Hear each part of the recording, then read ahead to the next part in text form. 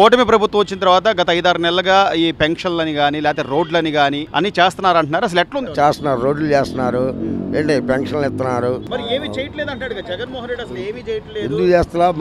మా ఊరికి బోడే ప్రసాద్ గారు బాగా చేశాడు. పెన్షన్లు అన్నారు 3,000 నుంచి ఒకేసారి 4,000 చేశారు.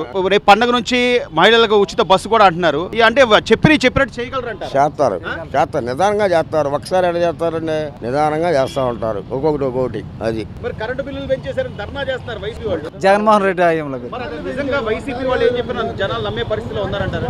నమ్మే పరిస్థితి లేరు. కావాలని వాళ్ళు ఏదో పబ్లిసిటీ చేసుకోవడం కోసం చేస్తున్నారు, అంతేగాని అన్నా క్యాంటీన్లు అని కానీ 5 రూపాయలకి అన్నా క్యాంటీన్లు మళ్ళీ తిరిగి తీసుకురావడం కానీ అంటే ప్రజలకి మంచి చేసేటువంటి పనులు చేస్తున్నారంటారా? మంచి పనులే చేస్తున్నారు. రోడ్లు అయినా కానీ అన్ని మంచి పనులే జరుగుతుంది. ఆటో డ్రైవర్ గా మీకు తెలుసు గతంలో ఆటోలు ఎన్ని ఇబ్బందులు పడేవాళ్ళు, పదే మెకానికల్ దగ్గరికి వెళ్ళి ఇబ్బందులు పడే పరిస్థితి. ఇప్పుడు పర్లేదు, నీట్ గా ఉన్నాయి, బాగున్నాయి, అన్ని సక్రంగానే ఉంది, అంతా బాగానే ఉంది మాకు.